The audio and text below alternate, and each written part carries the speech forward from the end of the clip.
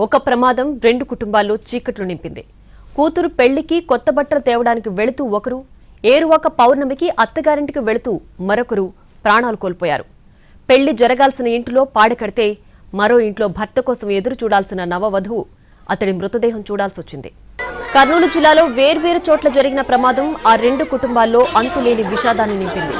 ఎమ్మెగనూరు మండలం బనవాసి వద్ద జరిగిన ప్రమాదంలో ప్రభుదాస్ చనిపోయాడు. అతడి కుమార్తెకు మరో 2 రోజుల్లో పెళ్లుంది. ఏర్పాట్లన్నీ జరుగుతున్నాయి. ఇళ్లంతా సందడిగా ఉంది. ఈలోగా పెళ్లి కూతురు బట్టలు తీసుకురావడానికి కుటుంబ సభ్యులతో ఎమ్మెగనూరుకు వెళ్లాడు. అక్కడ బట్టలు కొన్నారు. ఇంట్లో వాళ్లను ఆటోలో పంపించాడు. ప్రభుదాస్ ఆయన కొడుకు ఉదయ్ బైక్పై ఇంటికి బయలుదేరారు. కాసేపట్లో ఇంటికి చేరుకుంటారు అనగా బనవాసి సమీపంలో ఎదురుగా ఓ బైక్ వచ్చి ఢీకొట్టింది. ఈ ప్రమాదంలో ప్రభుదాస్ తలకు తీవ్ర గాయాలై అక్కడికక్కడే మృతి చెందాడు.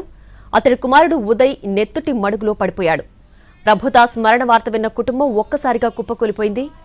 ఇంటి పెద్ద దిక్కు కోల్పోయిన ఆ ఫ్యామిలీని ఓదాంచడం ఎవరి వల్ల కాలేదు.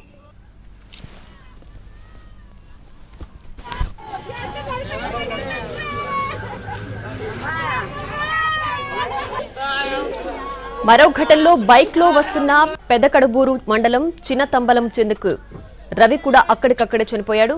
రవికి 3 నెలల క్రితమే అస్పరి మండలం కారు మంచికి చెందిన రాధికతో వివాహం జరిగింది.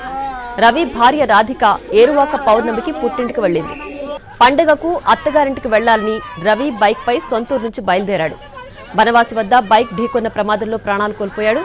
రాధికకు తానొస్తున్నానని ఫోన్ చేసి చెప్పడంతో అత్తగారింట్లో రవి భార్య కుటుంబ సభ్యులు ఎదురుచూస్తున్నారు. అంతలోనే రవి మరణ వార్త భార్య రాధికకు చేరింది. కొత్త పెళ్లి కూతురు రాధిక తన భర్త మృతదేహాన్ని చూసి రోధిస్తుంటే చూపర్ల హృదయాలను కలిచివేసింది.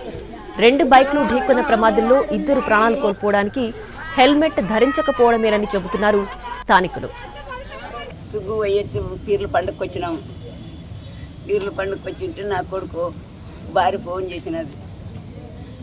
ఫోన్ చేసింటే నా కొడుకు ఎలా ఊరికొచ్చి నడిమద్దలు బెండ్లు గుద్దుకొని చచ్చినాడు. నాకెంత బాధ ఉండదు నా కొడుకు లేని దానికి.